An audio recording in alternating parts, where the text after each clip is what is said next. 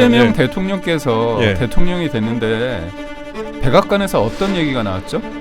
아주 이례적으로 네. 중국이 개입이나 영향력을 끼치는 것에 대해서 우려하고 반대한다고 얘기했습니다. 그리고 이번에도 나토에 갔었어야 되는 거잖아요. 그렇죠. 예. 조현 외교부 장관 후보자도 또 논란이에요. 이게 조금만 말씀을 드리자면은 그 언론사에서 보통 청문회 관련된 이제 자료가 오기 전에 네. 다룰 수 있는 내용들을 먼저 다뤄보거든요.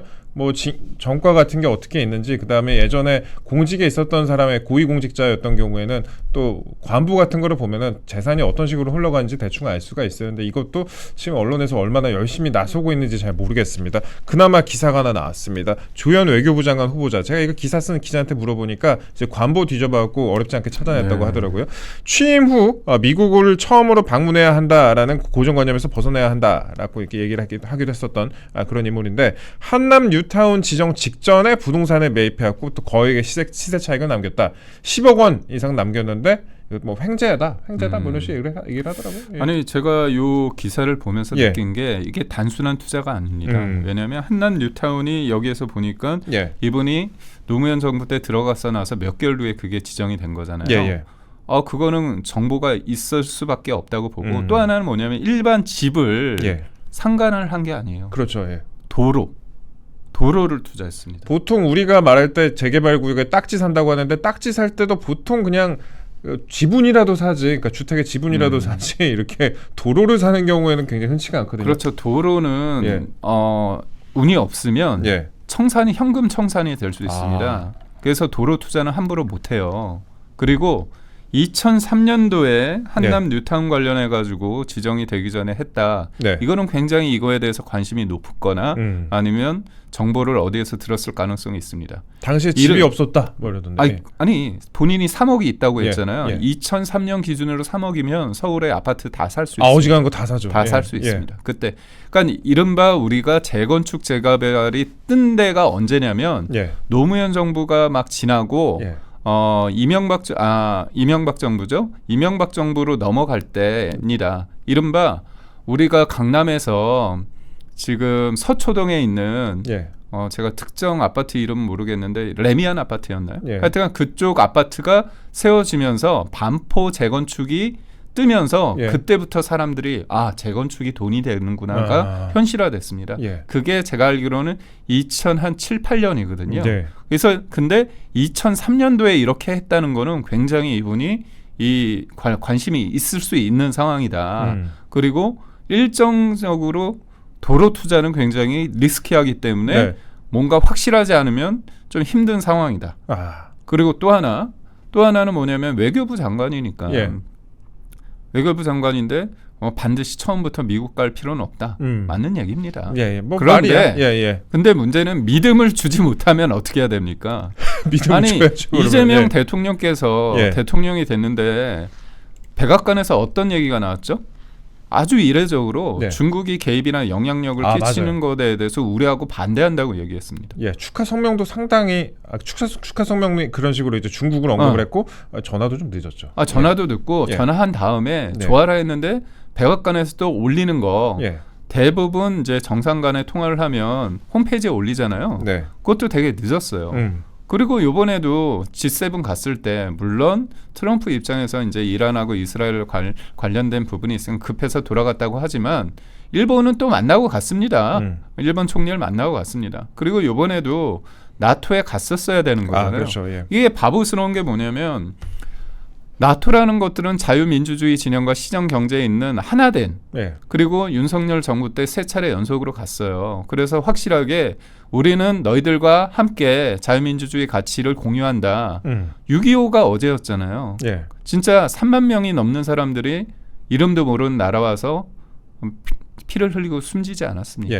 그런데 자유민주주의 그런 가치를 공유하는 어엿한 나라가 됐는데 정권이 바뀌니까 안 온다는 말이죠. 트럼프 대통령이 안 올까봐 안 간다 이런 식으로 얘기를 했었는데 트럼프가 왔어요. 근데 심지어. 아니 그리고 트럼프 대통령이 가든 안 가든 자유민주주의 진영과 같이 한다는 그게 되게 중요하고 초연결 사회입니다. 나토라는 게 그냥 대서양의 그냥 유럽만의 문제가 아니잖아요. 특히나 러시아의 우크라이나 침공 이게 어떻게 됩니까? 그다음에 이란, 이스라엘 싸움, 이란의 북핵 개발, 미사일 개발 누가 도와주죠? 북한이 도와준다는 그렇죠. 얘기 크지 않습니까? 러시아가 도와주고 그리고 러시아가 우크라이나 침공 북한이 파병하지 않았습니까? 파병까지 했죠. 예. 그러니까 결국 초연결 사회입니다. 그렇다면 우리나라가 가서 아니 잘 보십시오. 방위비 분담 아니 방위비 관련해 가지고 5% 올리는데 거기 가면 그 얘기 들을까 봐 가면 안 된다는 거야. 아니 그거는 가지 않아도 미국에서 우리한테 요구하는 사항입니다. 네. 가구 안 구의 문제가 아니고 예. 중동 상황이 굉장히 불확실하기 때문에 안 간다? 아니 거기 가서 얘기 들어야죠. 네. 거기 가서 정상들이 어떤 생각을 하고 있는지 공유를 해야죠. 그런 거 없이 우리나라에서 뭘 합니까? 지금 인사들을 하고 지방선거를 위해서 지금 맞춤형으로 인사를 하고 있습니다. 예. 이게 나라를 위하는 겁니까? 국가를 위하는 겁니까? 아닙니다. 지지율을 유지해서 지방선거 이기고자 하는 어떻게 보면 소시민적 행동입니다. 지금 지방선거 행보에 나섰다고 지금 그렇죠. 이제 광주, 뭐 부산 등등 지방선거 행보에 나섰다 이렇게 얘기가 나오는데 그런데 지금 정말 중요한 건 트럼프 대통령의 행보 아닌가라는 그런 분석이 많습니다. 트럼프 대통령의 각국에 대한 요구가 아주 쓰나미처럼 몰려오고 있는데 회담이 시급한 거 아닌가 이런 지적이 곳곳에서 지금 나오고 있습니다. 미국 국방부가 이제 우리나라 등 아시아 동맹국에도 5%의 지출을 요구하겠다. 국방비 이제 5%의 지출을 요구하겠다라는 뜻을 밝혔고요. 이렇게 되면 GDP의 5%입니다. 이렇게 되면은 국가 예산의 한 5분의 1 정도가 국방비가 될 수도 있다라는 아주 무서운 관측까지도 나오고 있는데 여기다가 또 국가별 관세 15% 유예 기한 이것도 이제 코앞으로 다가오지 않았습니까? 예. 그러니까 우리나라가 잘할 수 있는 부분이 뭐냐니까 방산과 원전, 반도체 우리가 자유민주주의 진영에서 이른바 제조 패권 국가로서의 자리매김을 할 수 있는 거예요. 그렇죠. 예. 그렇다면 당연히 이번에 나토에 갔었어야 되는 겁니다. 아니 저쪽에서는 방위비 국방비를 5% 올리면 어떻게 해야 되죠? 무기를 사야 됩니다. 근데 우리나라가 가성비가 딱 좋은 거예요. 납기를 맞춰가지고 합리적인 가격으로 해서 K 방산 되게 잘하고 있지 않습니까? 나토 가가지고 그러면 한국 무기 세일즈도 하고 아니 윤석열 대통령이 이미 물꼬를 텄어요. 그래서 폴란드 여러 나라에서 지금 하고 있지 않습니까? 그렇다면 윤석열 정부에서 잘한 부분에 대해서 가서 조금만 더 노력하면 할 수 있는 겁니다. 그리고 트럼프 대통령이 5%를 올린다는 부분에 있어서 그냥 단순하게 그것만 하는 게 아니라 그 과정 속에서 우리가 북한의 현실화된 그 핵 위협에 맞서서 우리가 기존의 방식대로 말고 좀 더 창의력, 상상력을 발휘할 수 있는 거 아닙니까? 그렇다면 핵 잠재력을 확보할 수 있는 거예요.